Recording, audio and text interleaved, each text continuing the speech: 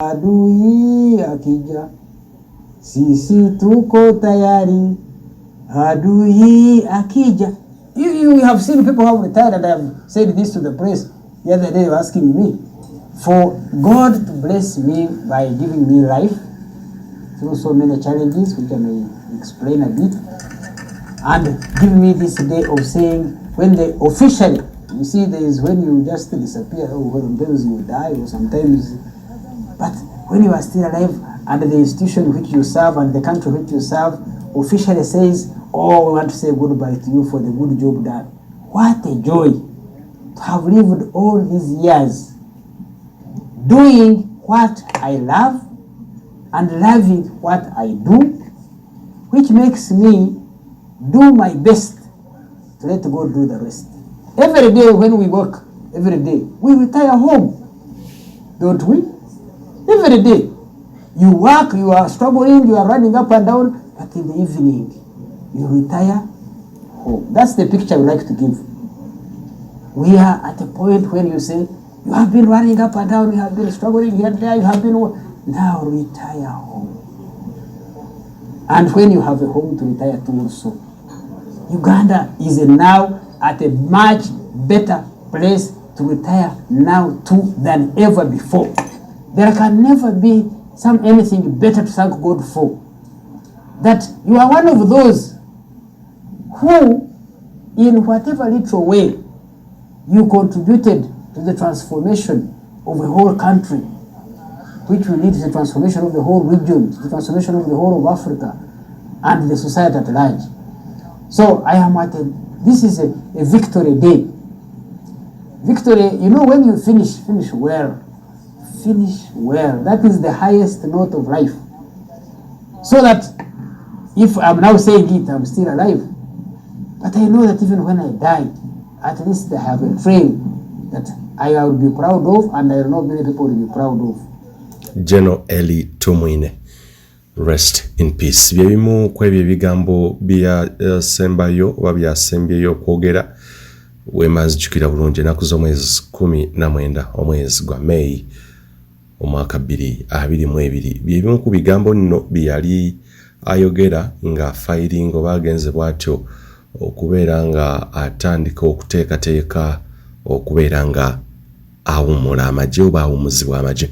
Ekibadde kirina okukolebwa mu nnaku ntono nnyo ezibadde zisemberedde omwaka guno oba omwezi guno gwe tulimu. Nze muzzukulu wa Gamu Moses Wamala, omukutu gwa Uganda ey'enkya, omudigito kasita oguwulira otegera butegeezi nti taasa Uganda, omukutu nagwo gwa YouTube tuba tugobye bumale.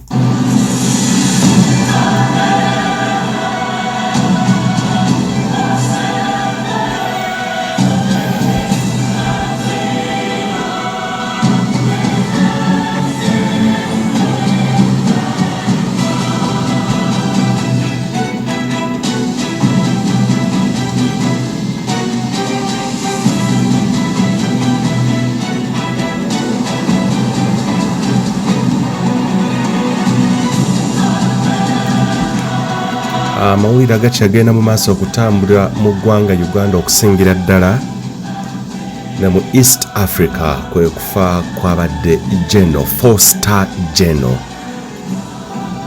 eyasooka okuba essasi eryasookera ddala okuva mu mmundu Kabamba okubeera nga baali balumbye of course regime yaliko eya General Field Marshal amanya gonna ebitibwa yabirina Idi Amin Dada baali Kabamba ye General Elly Tumwine gwe twogerako wabadde abuze ennaku 4 okubeera nga awummuzibwa amagye officially naye tekisobose.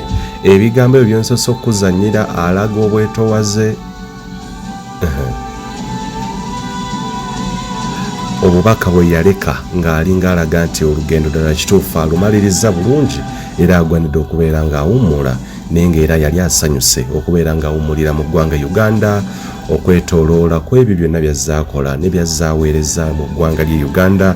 Abadde musajja ayagala ensi ye ennyo, abadde ayagala amagye ennyo, abadde asinga okubeera ng'ate anyonyoogeza eddoboozi lye okuyimba ennyimba ez'enjawulo eziraga nti ddala kituufu victory is theirs. But as we speak, he's no more.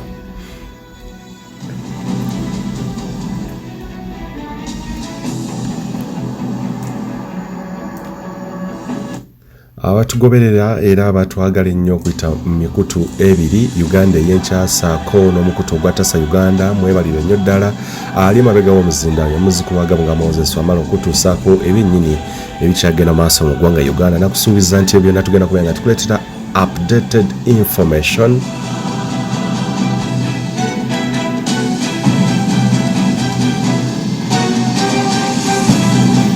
ku generali kati omugenzi hero oba omulwanyi namige wa National Resistance Army NRA lumwaka gwali 1981 enaku z'omwezi mukaaga omwezi gwa February yasooka okukuba essasi eryasooka mu kulwanagana okuno okwatwalira ddala emyaka egiwera okomekereza nga n'eriiso ligenze nga takyalina maaso abiri nga g'olina nga gennina.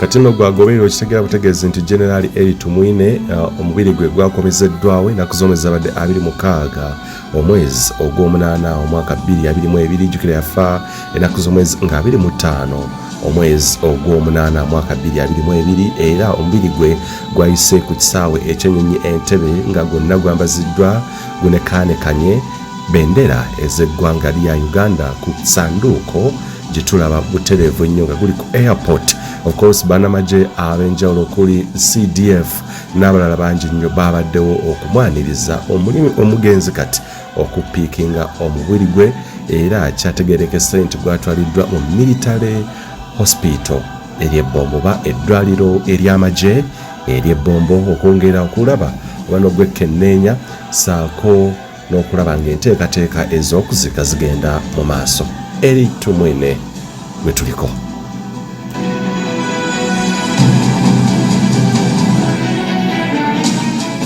Nkutegeeza nti emikutu Uganda ey'enkya wamu n'omukutu ogwa taasa Uganda gigoberere kujja okubeera nga otufunira. Nze muzukulu wa Gabunga Moses wamala ngenda nno okusomera olukalala lw'abagenos oba abalwanyi namige abaali mu nsiko ne Generali Yoweri Kaguta Museveni nga kakati bonna bagenzi kumpi abasigaddewo batono ddala. Abakyasigaddewo batono nnyo ddala ng'era ekyo kyongera okulaga nti obulamu bwabwe bugenze bukeewa nga kakati my God abasajja bagenda baggwawo bagenda bakendeera bagenda they have retired ate abalala bagenze omukama asalawo omukana gubajjamu.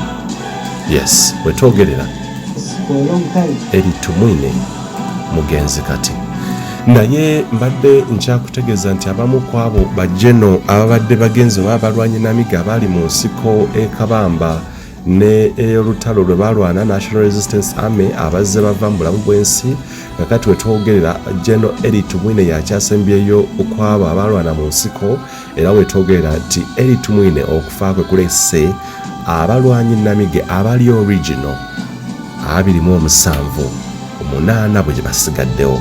General Tumwine's death leaves only 8 of the original 27 NRA fighters still standing.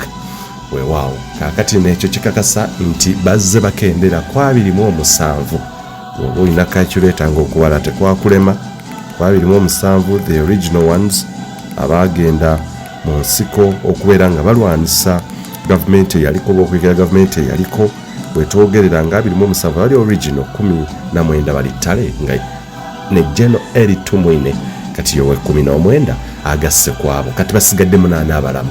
Batugamba batya nti the death of General Elly Tumwine today means that only 8 of the original 27 fighters who were armed during the launch of the NRA Bush War in 1981 are still surviving.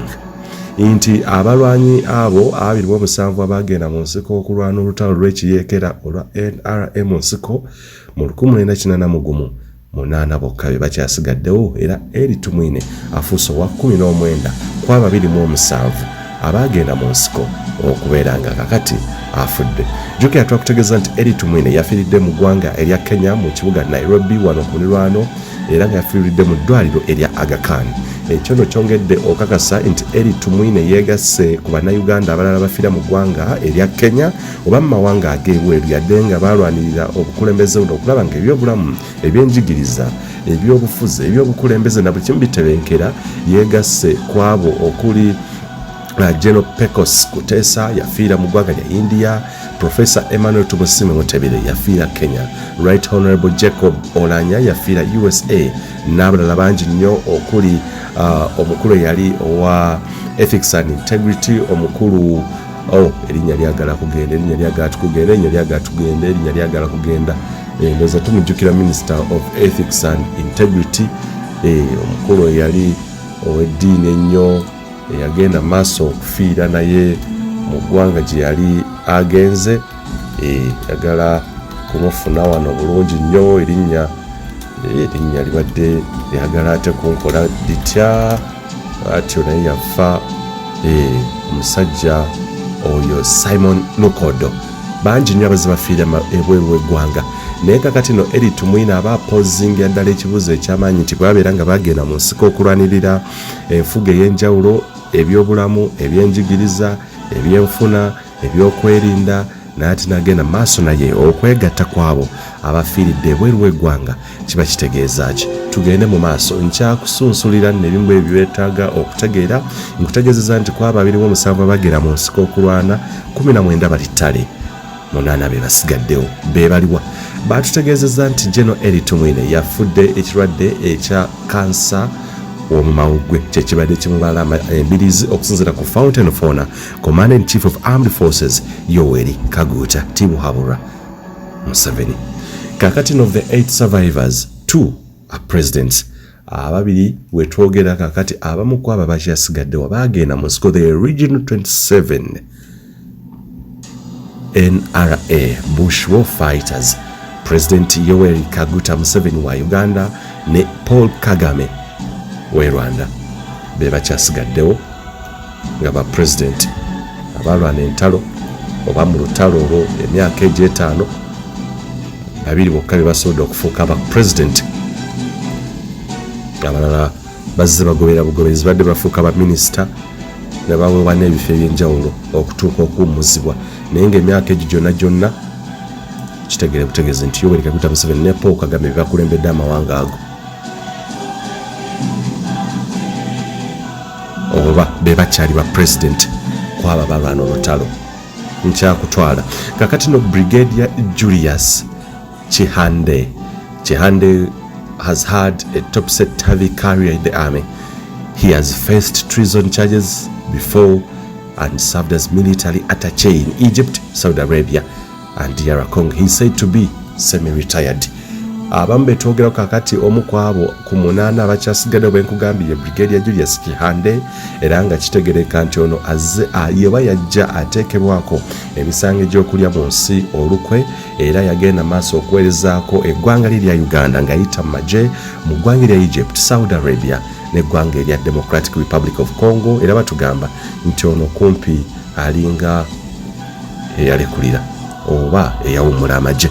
Brigadier Fred Mwesige ono nno ye yaliko MP w'Enyabushozi naye yaliko kwaba balwanyi 27 abakwata emmundu ne bagenda ne bakuba Sabawa ezaleeta National Resistance Movement oba NRA mu bukulembeze bwe baakamala mu katugera myaka 38 bali bali mu ntebe. Kakati no Fred Mwesige Brigadier y'omu nno kwabo abagenda ddala ennyo era nga agenze maaso okubeera nga amanaginga. He has been the managing director at the UPDF's National Enterprises Corporation oba NEC Muruwero. He is now into private business. Ye ali mu business ze ebyamagye yabiteeka wabbali. Brigadier Fred Mwesige y'omu kwabo abakyasigaddewo ku 8 oba ku 27 ne ku 8 abalamu kakati. Brigadier Andrew Rutaya gwenkuletedde. Andrew Rutaya is one of those who drove the truck on which the soldiers who launched the first attack of the war, including Tumwine Road. Ono yali omuvuzi w'emmotoka ezo nnyini ezavugibwa oba emu ku ezo ezavugibwa nga bagenda okulumba olulumba Sinzigu. Ano omudigido oba nkyuseemu kuleetera mudigido ki andi kuleetedde ogwa militale wano ndowooza ate twongere nga nteekemu military music wano kuba tuli ku bintu nsonga za military tulina okubeera nga mudigido tugikyusa weewaawo ogwo gwa military abasoma ebyamagye mu bitegeera bulungi nnyo kati ndowooza tutambuliraawo kaakati mbadde mwana tunca kutegeeza nti brigade ya Lutaaya ye yavuga emmotoka oba truck eyaliko bannamagye abagundiivu be tugenda okumenya abasigaddewo n'abo abaafa okugenda maaso okutandika olutalo ku General Field Marshal Colonel Brigadier the conqueror of the British Empire Idi Amin Dada. Kakati no yenno assignment ye eyakisookera ddala yeeyo gye yakola ey'okubeera ng'avuga emmotoka ezo ezaaliko abajaasi oba si bajaasi baali abayeekera ba NRA okuggyako gavumenti nga ne yali agivuga Brigadier Lutaaya ku mmotoka kwennyini kigambibwa nti Elly Tumwine omugenzi kati kwe yali atudde. So ono Brigadier Lutaaya kigambibwa ye yali avuga truck eyo. Tutambule kitegeerekeka nti ono nno kakati no is a retired businessman era nga kakati akola mirimu gyeyo mu Bende ne Kalangala ebyamagye yabinnyuka nengannyukira ku kigambibwa ku ddala erya Brigadier oyo yannyuka dda y'omu ku 8 abasigaddewo ku 27 ba original 27 Bush War Veterans NRA. Elly Tumwine akoze omuwendo gwa 19 kwabo abaakwatemu ne bagenda okulwana nga kati wetwogerera bano 8 be basigadde nkwetedde Colonel Jack Mukyunguzi nno yagenda maaso n'akolako nga board member owa Coffee Marketing Board atera bwatyo n'agenda naweerezaako nga security officer ow'ekitongole ekiwoozi ky'omusolo Uganda Revenue Authority. Naye ono nno ali mu bizinesi ze. Teweewuunya bannamagye abamu abaali ne Yoweri Kaguta Museveni bannyuka dda amagye ne bamulekera ebintu bye bo bali mu bizinesi okusinziira ku bye tusoma ne bye tulaba. Colonel George Mwesigwa recently he served as 2nd Division Garrison Commander in Abalara before he went into semi-retirement. He's among the senior army officers lined up for retirement this year. Batugamba nti Colonel George Mwesigwa gye buvuddeko oba gye buvuddeko emabega yaweerezaako nga Garrison Commander w'ekibinja ekyokubiri Embalala eyo nga tannagenda kumpi mu semi-retirement oba nga tannawumizibwa officially era y'omu ku abo ababadde batunuuliddwa nnyo omwaka guno okuwummuzibwa mu butongole. Nkwetedde Colonel Charles Tusiime Lutarago. Until recently, the commander of the Royal Guards ye Charles Tusiime Lutarago naye yali omu ku abo abagenda of course mu nsiko okulwanyisa gavumenti eyaliko Colonel Charles Tusiime Lutarago era tugenda okukomekereza nga naye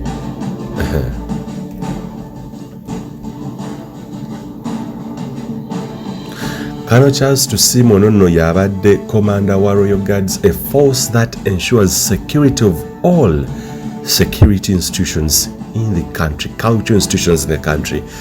Bonna abakuumi boolaba abakuuma abakulembeze ab'ennono Ssaabasajja Kabaka Ronald Mwenda Mutebi w'okubiri oba Ssaabasajja Kabaka wa Buganda, omukama wa Bunyoro, omukama wa Tooro, omusinga wa Rwenzururu n'abalala bonna Kyabazinga wa Busoga na buli mukulembeze wano gw'obadde omanyi. Colonel Charles Tusiime Lutarago yabadde commander owa Guards oba Royal Guards. Kitegereka omwaka guno naye agenda kunnyuka. Kikakasa nno nti ekitegeeza abantu kumpi abalwana bonna ne Yoweri Kaguta Museveni 27 tekuli gwaweereza naye. Abasinga abawummuza abakwata emmundu twateera embundu weya you leeta omuligido gwe.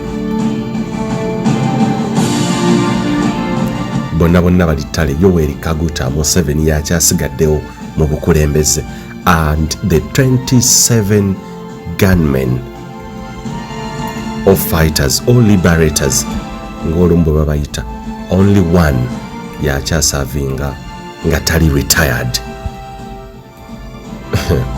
Nkyakuwa olukalala olw'abo abo be baliwo kaakati kati n'okuleetere abafu oba abavudde mu bulamu bw'ensi nga bo wetwogerera bagenzi. Elly Tumwine twamukuwadde, wamutegedde dda omudigido gwa military baguyita, of course, military music legionnaire by Scott Buckley.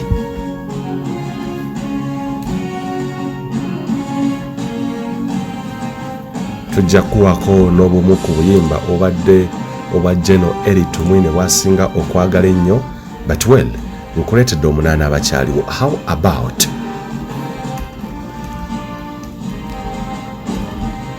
nyongera okujjukiza nti omukutu gwa Uganda enkya wamutaasa Uganda, genda maaso tugoberere omukutu taasa Uganda gwaffe, tubaleetera ate ebintu ebyenjawulo ebibasomesa, ebibayigiriza, ebigenda maaso okubategeeza ku ebyo bigenda maaso mu ggwanga Uganda wamu n'ensi yonna.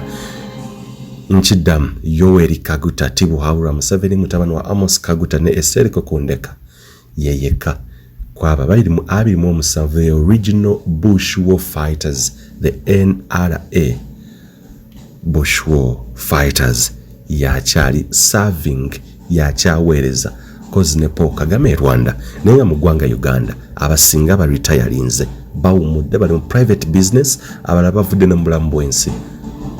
Yoweri Kaguta Museveni Kaguta Tibuhaura ye akyaliwo. Kakati nonkwetedde abamu kwabo bo abagenze maaso okulugulamu obulamu nga bavudde mu bulamu bw'ensi RO02 oba RO0002 Honorary Brigadier Area Tukahira Kategaya mugenzi. Kategaya yasooka okusinkana Yoweri Kaguta Museveni ekyamate eyo ku ssomero lya primary erya Kyamate mu Ntungamo district. Kategaya nono yali nfanfe wa Yoweri Kaguta Tibuhaura Museveni era nga n'ebyama ebisinga yali abiteresa ye nga abitereka, era nga y'omu kwabo abagenda maaso okubeera nga boogerwako nnyo mu lutalo lw'ekiyeekera, era wamu n'okuteekateeka olutalo olwo mu G7 saako ne mu G8 nga bagenda okweteekateeka. Mwana tutekyewunyisa lwaki ali ku namba 2 eri ya Kategaya. Jjukira nti RO0001 ye Yoweri Kaguta Museveni mutabani wa Esther Kokundeka ne Amos Kaguta. Oyo mugenzi kakati gwe twogerako Brigadier Elly Kategaya. Ennaku z'omwezi ali 6 omwezi gwa February omwaka 1988, during the second Tarehe Sita celebrations, he was given the honorary rank of brigadier. Nti ennaku z'omwezi ga 6 February w'omwaka 1988 mu kuddamu okubeera nga bajaguza ebikujjuko ebya Tarehe Sita eby'omulundi ogwokubiri, yagenda maaso n'aweebwa ekitiibwa ekya brigadier. Wakati w'omwaka 1981 n'omwaka 1986 Kategaya yagenda maaso n'aweerezaako nga external wing. Yaliko member wa cabinet eyasookera ddala eya 1986 ani Elly Kategaya brigadier.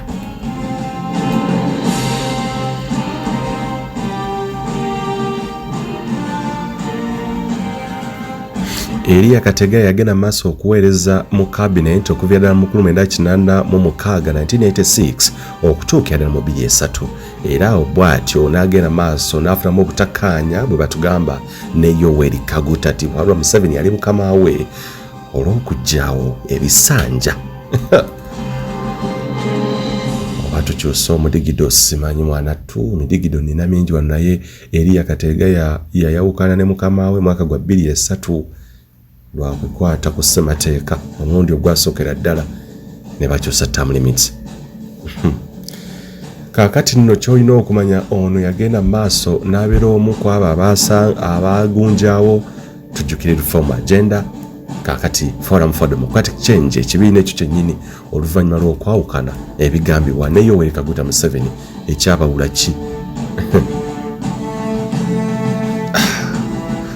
kukwata ku ssemateeka kukyusa bisanja. Jjukira nti bano baali mu nsiko. Tujjukire endagaano ya Kasaka mukadde waffe Alhaj Abdul Nadduli retired major newe twogera naye yawummula. Ekibuuzo lwaki ba Haji Nadduli tebalabikira ku lukalala luno olwabirimu ebyo jja bifuna mwana tusigala wano tereera watayu ojja kubeera nga obifuna wano wennyini buterevu ku Uganda enkya. Naye tukomewo ku Elly Kategaya. Mbadde nkyakugamba nti y'omu ku abo ba founding members aba opposition party Forum for Democratic Change. Ate oluvannyuma mwana tuyaddamu n'akwatagana Yoweri Kaguta Museveni nga bwe tubiraba abamu abayawukana nabo ate ne baddayo nga omusajja Jepam John Patrick Amama Mbabazi yatugamba nti Ugandans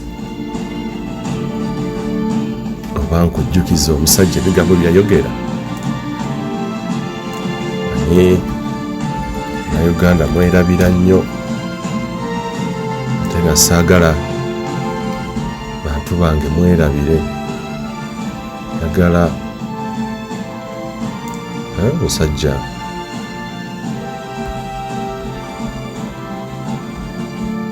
Mama Mbabazi okola declaration ntwaloza nti yamwawula ne musajja we ate oluvannyuma nadda akati aweereza kyaliwo ne ku Elly Kategaya n'amala naddayo. N'akantu kennoonya omukulu John Patrick Amama Mbabazi yayogerera nti Ugandans, do you want this more of the same? Do you want change or more of the same? Ndimu kanoonya sajja alina weyogera ebigambo ebyo naye we akyabuzibuka n'aba kalabise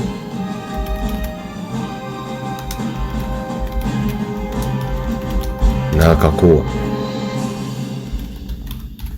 Elly Kategaya gwe tukyaliko mugenzi y'omu ku abo abaali mu lutalo lw'ekiyeekera naye kaakati mugenzi kati ate olowooza John Patrick Amama Mbabazi akuwuzeewo wuuno mulina bannange wuuno mufunye. My fellow Ugandans, firstly said I come before you today. So koddamu John Patrick wagamba otya? My fellow Ugandans. Yes, sebo. I greet you wherever you are. It is a great privilege for me to address you. Yes. I come before you today to tell you that I'll be seeking your vote first within my party, the National Resistance Movement, as its flag bearer, and later on in the whole country for president in the 2016 presidential elections. The coming election is about the future, about making Uganda work for everyone. It is about reinvigorating our country and making it fit for the 21st century and beyond.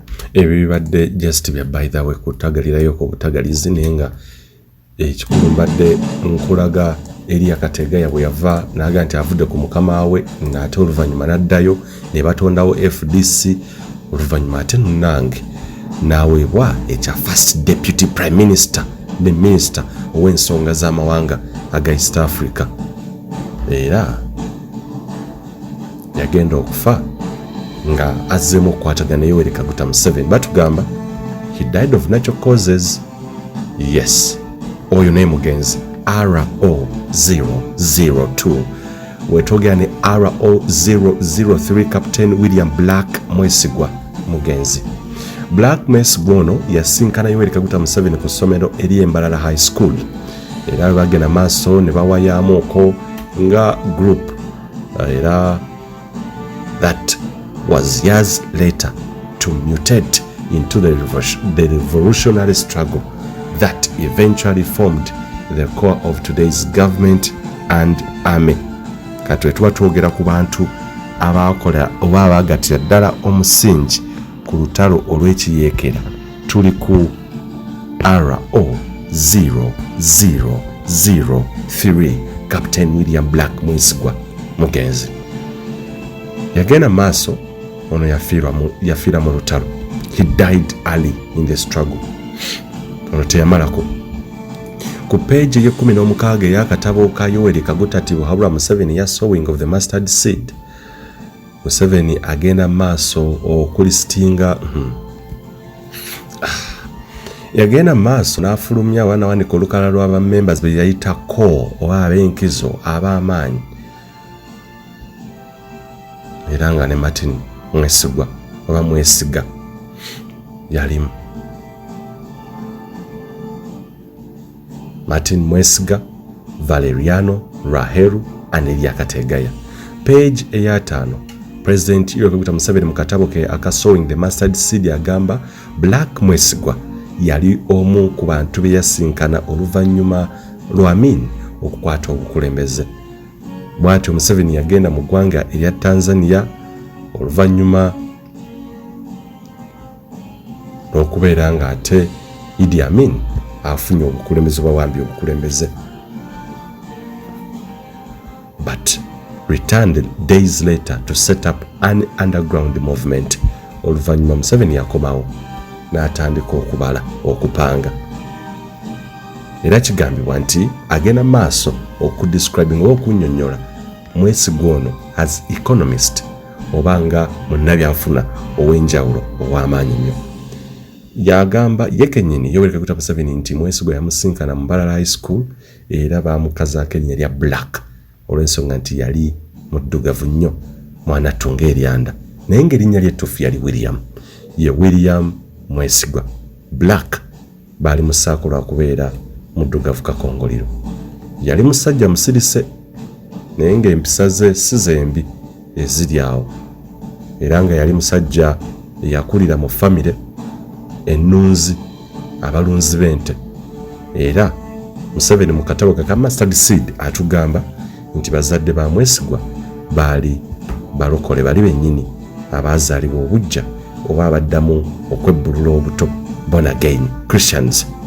Ono yattibwa mu lutalo era ku lulumba olwasookera ddala.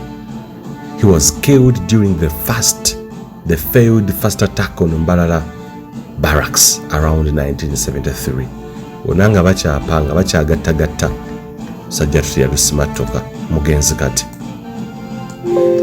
Nkuletedde RO0004 Captain Valeriano Raheru mugenzi era nga naye yali high school colleague wa Yoweri Kaguta Museveni ku Mbalala High School. Raheru is described as short and stocky from a farming background and a Roman Catholic who was quiet but noticeably courageous.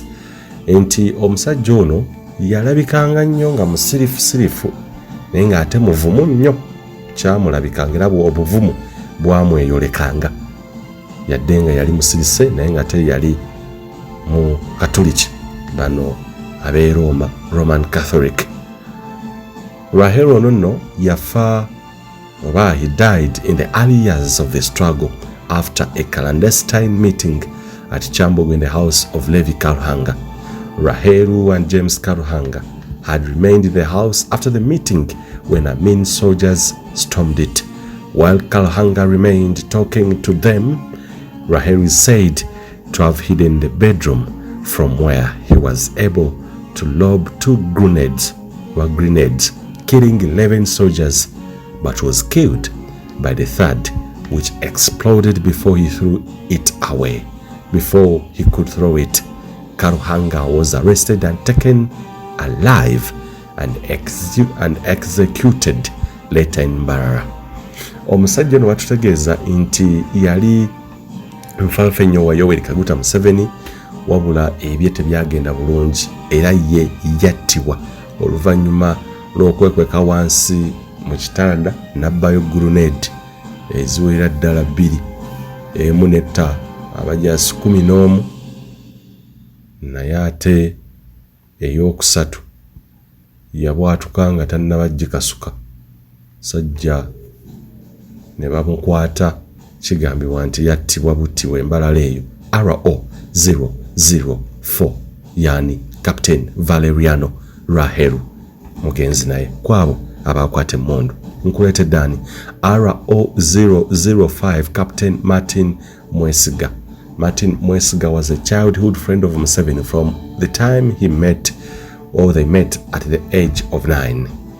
He was killed in Mbale after they were cornered by government soldiers in the house of Mawumbe Mukwana, house number 49 Maluko House Housing Estate. Okusinziira ku President Yoweri Kaguta Museveni nti ono yafiira naye oba yattibwa mbalala eyo government or soldiers babalanyi ba government oba bakumi ba government oba bannamagye b'amagye ga government ge gaamutta.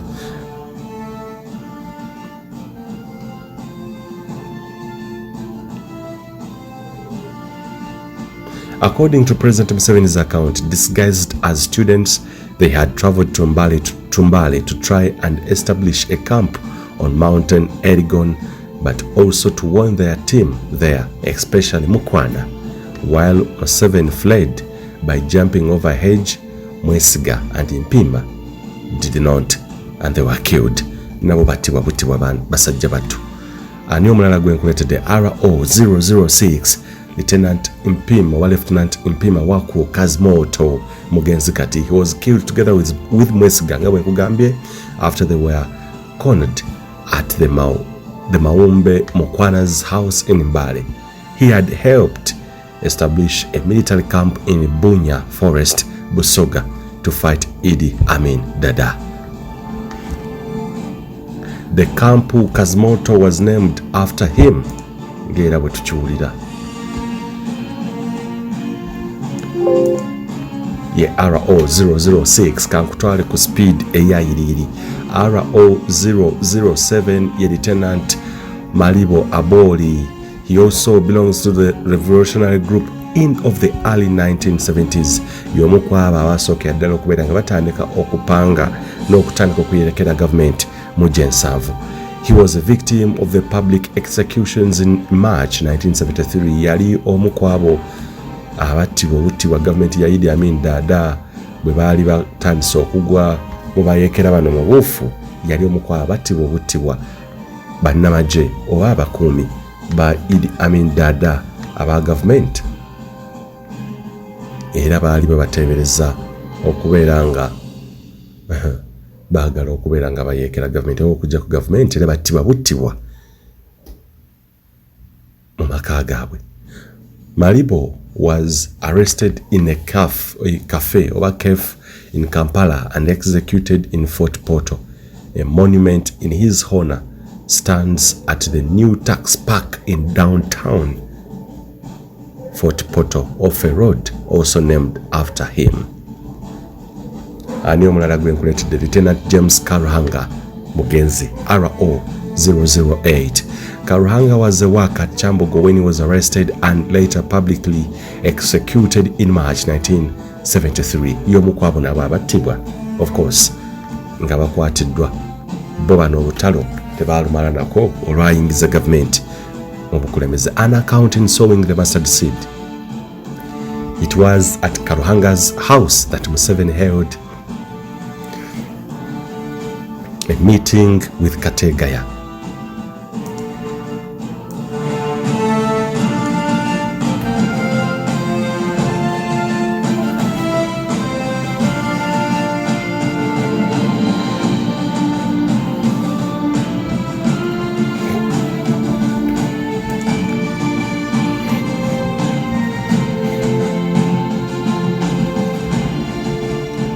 Mwanatu okusinziira ku bye tusoma biraga nti Karuhanga yali mukozi ekyambogo eyo nno era yagenda maaso n'akwatibwa mu mwaka gwa 1973 mwezi gwali gwa March. Okusinziira katabo keewandiika Yoweri Kaguta Museveni wabulwa mu katabo ka Mustard Seed, Sowing the Mustard Seed, kigambibwa era Museveni agamba nti yatuuza olukuŋŋaana mu maka ga Karuhanga James, Lieutenant era mwe yayogera ne Kategaya wamu ne Valeriano Rahelu shortly after returning from Mali, where his two colleagues Martin Mwesiga and Waku Kazimoto had been killed. Bwe baamala bali okuttibwa, meeting bagituuza mu Makagono okusinziira katabo ke aka Sowing the Mustard Seed.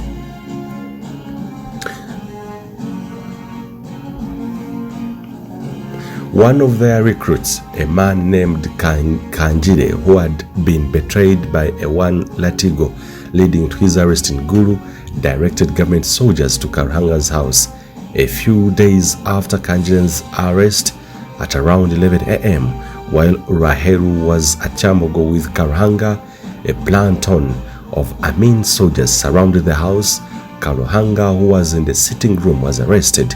In March 1973, Karuhanga was publicly executed in front of his parents in Imbarara. RO009, Captain James Birihanze newe twogera naye yali omu ku abali mu kibinja kya Fronasa Group, newe twogera naye mugenzi era yafa mu 1992 ne Rahelu.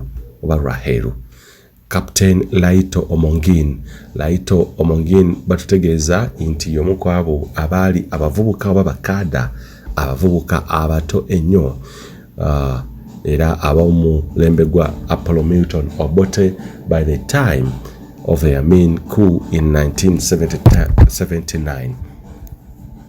He also fled to Tanzania, where he met with President Museveni. Available information indicates that Omongin, however, developed misunderstandings with Obote on the approach of fighting Amin and therefore grew closer to Museveni. He did not live long enough to see the overthrow of Amin's government, as he died struggling in the early ages of the 1970s. Some accounts say he was shot accidentally in a training camp around the time of the botched first attempt of attacking Idi Amin Dada from 1972 in Tanzania. Mugenzi naye kakati Captain Light Omongin. RO0011 Major Ahmed Seguya olonno yali omu ku ba first commander wa National Resistance Army and died of stomach ailment. Oba yafa obuzibu, yalina obuzibu mu lubuto, yafuna ndoza kiyego, tuiza kiyita kiyego, obuzibu mu lubuto tuyite okugalangatana oba ebizimba by'omu lubuto ate teba bizimba. Kale nga olutalo kumpi lwali lwakatandika olwa 1986 omubiri gwe gunono gwaterekwa buterekuba. It was preserved by collaborating doctors at Mulago until 1992. Nearly 10 years after he died, when he was buried with full honors. Ono bamuziika n'olutalo luwedde, omubiri gwe bagu preservings ate wetuli. RO0012 Major Fred Nkuranga Luberaza. Major Fred Nkuranga Luberaza. Major Luberaza yafa mu 1989 ng'olutalo lwakatandika, the first year of the Bush War struggle that led to the overthrow of the Obote government. He apparently died after a grenade explosion in Kabalega unit of the fighting forces. Mugenzi naye. RO00013 Captain Wilson Mwangisi. Bino bye byafaayo bye batutegeeza nti bye tebitegerekeka bulungi oba byali tebimanyiddwa. Kyeninza okugamba bye batugamba.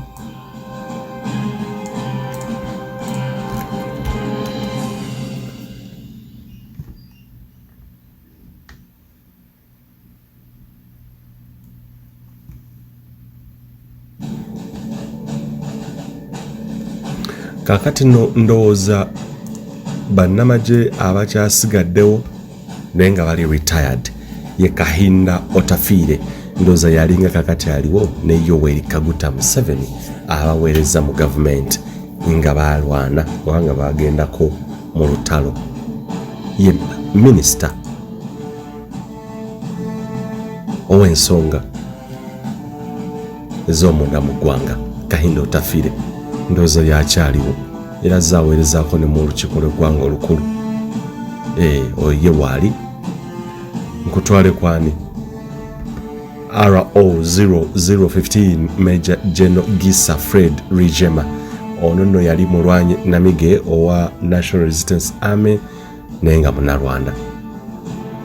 Fred Rijema ikigambibwa nti yattibwa ku lunaku olwasookera ddala over the first day of the Banyarwanda refugees attack on Rwanda in October 1990.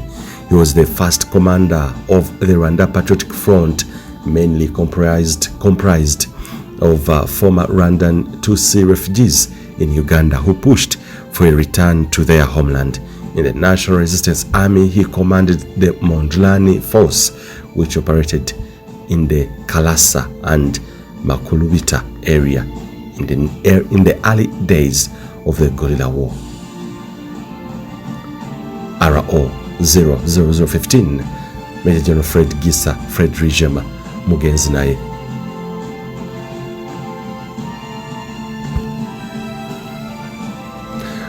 Brigadier Chief Ali ye RO00017 ye naye mugenzi kakati wetwogerera. Ye Brigadier Chief Ali also traces his involvement in the struggle to the 1970s when he led his own unit in the struggle against Idi Amin, while he later merged with Museveni's NRA. He died of natural causes in 1997. He commanded the 11th Battalion that besieged Mbarara military barracks and later captured Nakulabya and Makerere during the last onslaught on Kampala. Abamu kwaba bakyalone nga tebali mu gavumenti tebaweereza kifo kyonna ye Lieutenant or Lieutenant General Ivan Koreta ne Caleb Akandanwaho Salim Musale. Captain Mule Mwanga RO00019 ono nno yagenda maaso. He belonged to the Baganda units of the resistance struggle that was allied to Yusuf Rule. Ono nno yali ku kiwayo oba ku ludda olwa Abaganda abaali of course ku ludda oba abaali bakwatagana ne yaliko President Yusuf Kironde Rule. Ono nno yafa mu 1981, but two accounts exist of his death. One account says he died in early 1981, while another says he died later the same year after an attack on Hoima. Mugenzi naye oyo RO19. RO00020 Captain Shaban Kanshaku Mugenzi. Kashanku was killed in the early years of the struggle, one of the first fighter commanders to be executed for apparent indiscipline. Kashanku was reportedly killed after he traveled to Kampala from the jungles of Wero without getting permission from his commanders.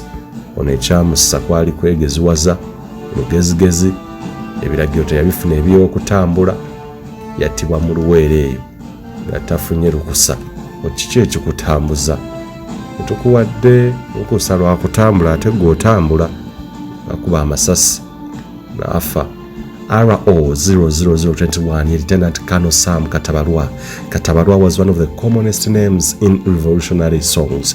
In sowing the mustard seed, it is said Katabarwa, who had trained at Monduli, had been working with the external committee in Nairobi when he was contacted by an official in the Obote government around 1984 proposing peace talks. He was betrayed while following up this contact and was arrested and murdered in November 1984. Ng'otawunatera okuggwa. Tuli ku RO00022 Lieutenant or Lieutenant Colonel Sam Magara, a brother to Martin Mwesiga, RO005. Magara was second army commander of the NRA. He died in August 2nd, 1982 at Nakulabye at Katenta Apuli's house. Apuli was a key supporter of the rebel army, and Magara was hiding at his place after sneaking out of the bush to get medical attention for a toothache. Oh no, erinyo lyali limuluma n'agenda. His daughter recently told a certain paper how Magala had communicated to his family, then exiled in Nairobi, about his plans to visit them but died shortly after. Apparently, someone had tipped off government on his presence in the area and soldiers surrounded the house. He was shot as he tried to jump over a fence and his body paraded in Bugolobi. Magala drove the pickup truck with Museveni as they went to attack Kabamba on February 6th, the day Kabamba was attacked, marking the start of the war. Kakati no RO 0023 General Elly Tumwine oyo twamwogedde mugenzi.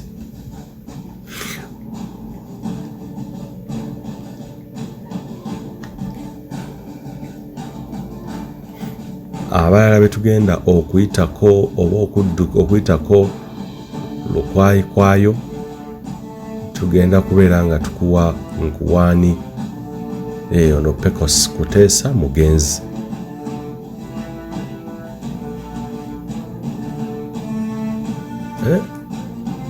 Pecos Kuteesa ono y'omu kwabo munsonyiweko. Pecos Kuteesa akyaliwo. Kuteesa akyaliwo naye nga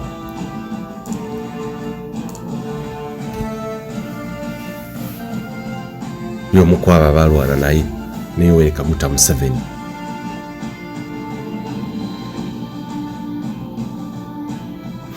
Katono nnyo. Pecos Kuteesa RO 0026, the current head of doctrine in the Uganda People's Defence Force. Kuteesa is one of a few officers and political actors of the Liberation War to document his experiences in the book Uganda's Revolution 1979-1986, How I Saw It. The others are Yoweri Museveni, Elia Kategaya, Matayo Charigonza and the late Sam Njuba. Kuteesa also trained in Munduli with Elly Tumwine, Mugabe, Napoleon, Lutambika, among others. Kuteesa was one of the first bodyguards of President Yoweri Museveni, crossing with him several times on the trenches of Lake Victoria to Kenya. He was later commander of the 1st Battalion. In How I Saw It, Kuteesa notes the difference in experiences of combatants in the bush and their counterparts on the political wing. He notes how Prime Minister Mama Mbabazi asked him to sit or to first wash his car when he asked for money to buy cigarettes during a visit to Nairobi, Kenya with Museveni. Oyo ye waali akyaliwo. Abalala abavudde mu bulamu bw'ensi mwe muli Lieutenant Joy Mirembe, RO 29, the only woman combatant among the 100.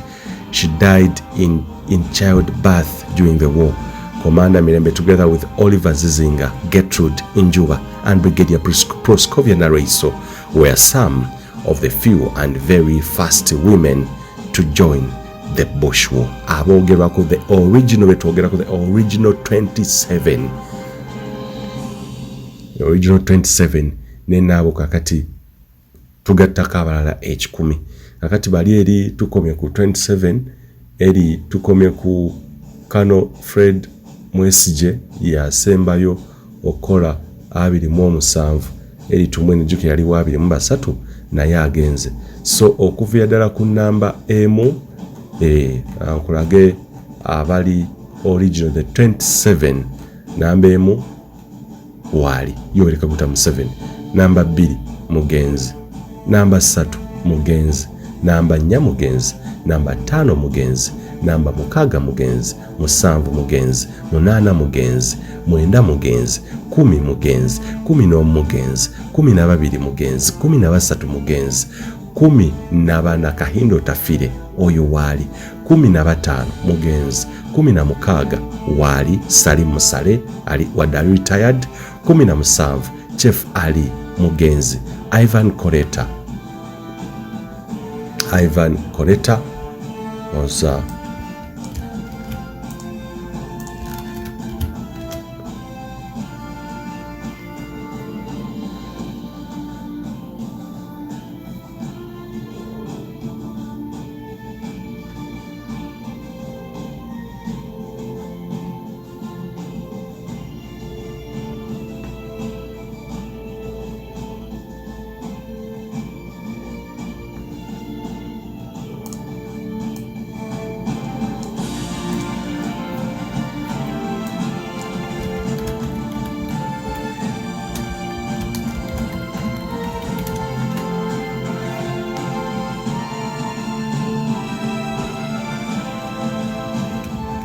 Ivan Koleta bamuzaabuza ne Pecos Kuteesa.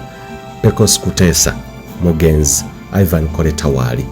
Yes, okubeera exact obulungi ennyo. Ivan Koleta waali. Mule Muwanga 19 mugenzi. 2 Shaban Kashanku mugenzi. Sam Katabalwa mugenzi. 22 Sam Magala mugenzi. 23 Elly Tumwine mugenzi kati. Brigadier Julius Chikande 24 waali. 25 Hannington Mugabi mugenzi. 26 Pecos Kuteesa oyo waali. Pecos Kuteesa mugenzi. Pecos Kuteesa mugenzi. 27 Kano Fred Mwesije oyo waali nenga ali retired. Abalala Joy Mirembe mukugambye. 3 Lieutenant Kano Frank Aguma mugenzi. Omulala yani wano Major John Tumukunde mugenzi. He was shot and killed at the start of the war as he escaped from detention together with Jim Muhwezi. He was the unfortunate one, says ex-army commander Elly Tumwine. Elly Tumwine agamba nga nafa nti ono yali unfortunate. Mulala chao Major General Major Emmy Echaruhanga mugenzi. Brigadier Tadeo Kanyankole mugenzi. Major General Jora Mugume waali. Stefan Kashaka waali. Kano Stanley Muhanji mugenzi. Lieutenant Kano Edward Barihona mugenzi. Kano Akanga Byaruhanga mugenzi. Major Inyashion Bamwanga mugenzi. Julius Aine mugenzi. Napoleon Lutambika mugenzi. Patrick Kato mugenzi. Patrick Lumumba Kano mugenzi. John Nekatabalwa Namara mugenzi. Beba bamukwabo. Abalala nja kubeera ngamba kweta details zaabwe. Tetujja kubeera nga atawo tulwawo nnyo.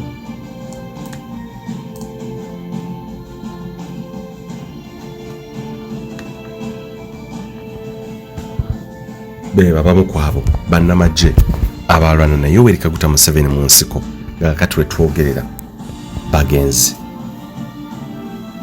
Elly Tumwine yasembyeyo.